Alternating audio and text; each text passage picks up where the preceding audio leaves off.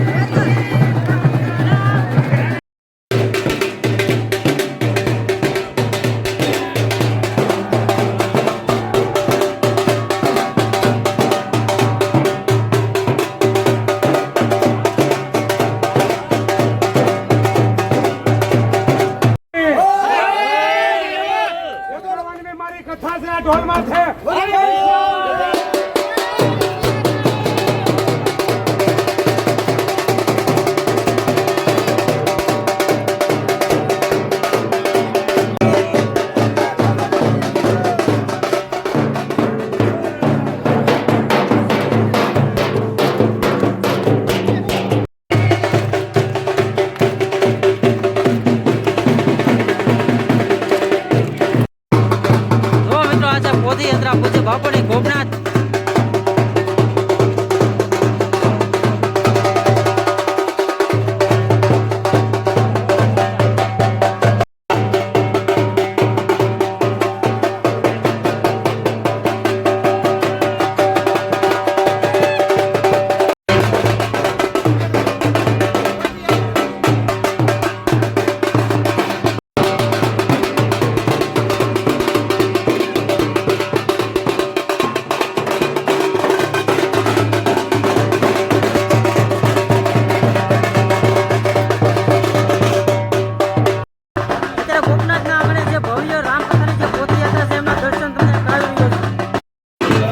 જોઈએ છે ચિત્રકૂટ ધામ. અત્યારે સરસ મજાનો ઘાટ છે અને આપણે જુઓ છો પદયાત્રા પહોંચવા આવી રહી છે. જુઓ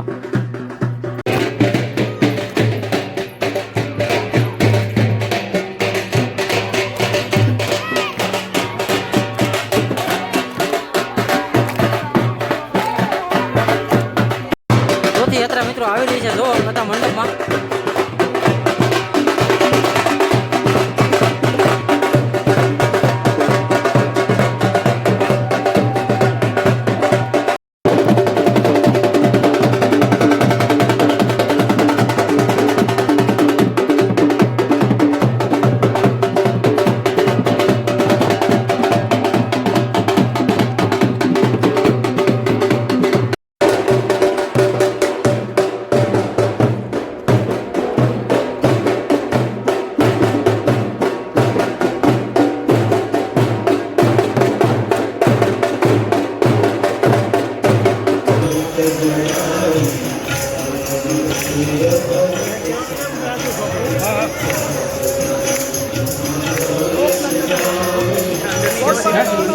બાપુનું આગમન થઈ રહ્યું છે વ્યાસપીઠમાં.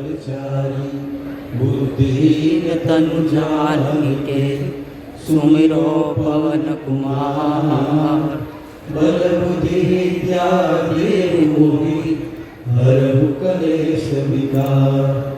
જય હનુમાન જ્ઞાન ગુણ સાગર જય કપીસતિ ગુલોક ઉજાગર. रामदूत तुलित बलधामा अंजनी पुत्र पवन सुत नामा. सिया सूक्ष्म रूप धरि सिंह दिखावा विकट रूप धरि लंक जलावा.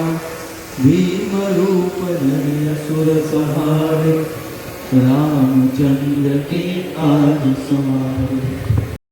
समभाई सहस्र वदन तुम्हरो जस गावे अस कही श्रीपतिद कही सके कहाँ ते तुम प्रभु मुद्रिका मेरे मुख माही जल तुम रखवारे हो तन आज्ञा बिन पैसारे सब सुख लहे तुम्हारी शरणा। નવમી શુભોદય યજ્ઞ પરિવાર વતી એ તમામને વિનંતી કે દીપ પ્રાગટ્યમાં જોડાય અને આજની આ રામકથાનો પ્રારંભ થાય.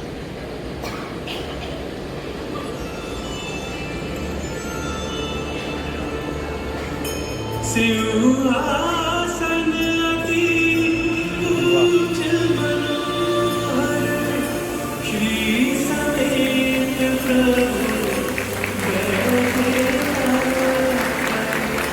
उभय बीच श्री सोहै कैसे ब्रह्म जीव बीच माया जैसे।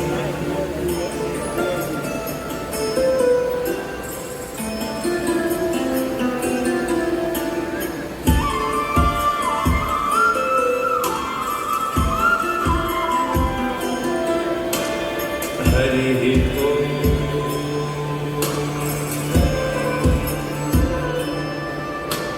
हिरण्यवर्णां हरिणीं सुवर्णरजतस्रजां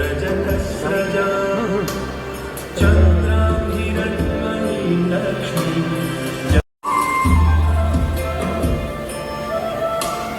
तामहावः जातवेदो लक्ष्मीमनपगामिनीं यस्यां हिरण्यं विन्देयं कामश्वं पुरुषाणाम्।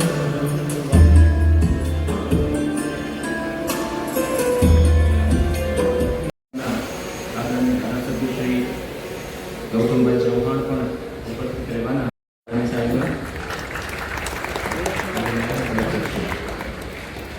એ તમામનું શાળા હરિહરની હાકલ પડે છે અને અહીંના આ વિસ્તારના લોકો પ્રેમથી દિવાળીએ જે ખળા ખળવટ લેવાય અને એ અનાજ એની ચોળી અહીં સલકાવે છે. બે વિભાગમાં વહીવટ ચાલે છે, મહંત અને બ્રહ્મચારી જગ્યા. બ્રહ્મચારી જગ્યાની ગાદીએ મને લોકોએ વિનંતી કરી મૂકેલું છે એ સેવા કરીએ છીએ અને એમાં આ સોનામાં સુગંધ વળી 594 વર્ષ પહેલાં નરસિંહના દર્શન આપેલા અને એ કાળ પછી ઘણા તડકા છાયા આવ્યા. ભાવનગર રાજને ગુરુ ગાદી છે. 7 ગામ આપ્યા હતા ભાવનગર મહારાજાએ અને બ્રહ્મચારી અને મહંત જગ્યા એ રજવાડી જગ્યાઓ કહેવાતી. પણ ગોપનાથ ભગવાન એ ગોપીઓ સાથે રાસ રમી અને એમણે નામ ધારણ કર્યું. ઘણી ઉક્તિઓ છે. એક સુરતની ગાયની કથા પણ છે. આપણે શ્રદ્ધાથી અહીં ભગવાન શિવનું સાનિધ્ય છે એ માનવાનું રહ્યું અને પૂજ્ય મોરારી બાપુએ છેલ્લા 6 વર્ષથી એમનો સંકલ્પ જાહેર કરતા કે મારે ગોપનાથમાં કથા કરવી. તો આજે જેમ નરસિંહને દર્શન 594 વર્ષ પહેલાં આપ્યા એ જ રીતે અહીં મોરારી બાપુ જ્યારે પધાર્યા છે ત્યારે ફરી વખત ગોપનાથ આજે વિશ્વના ખૂણે ખૂણે એટલે કે 127 દેશોમાં આજે ગોપનાથનું નામ ગુંજતું થશે અને આરતીનો ઘંટારવ બધે સંભળાશે. એટલે હું તો એમ માનું છું કે નરસિંહ મહેતા પછી બીજો જાણે અહીં નરસિંહનો આવીને મોરારી બાપુએ કથા આપી અને એના કારણે લાખો લોકો એ રામમય બની ભગવાન શિવનો મહિમા સમજશે. આ રીતે ગોપનાથ એ આપણું સોમનાથ જેવું એક ધામ છે અને એ ધામ લોકો અનેરી શ્રદ્ધાથી દર અમાસે અહીં મેળા જેવું વાતાવરણ હોય છે અને પહેલાંના વર્ષોમાં તો અહીં શ્રાવણ મહિનાની અમાસનો બહુ ખૂબ મોટો મેળો ભરાતો મેં નાનપણમાં જોયું છે.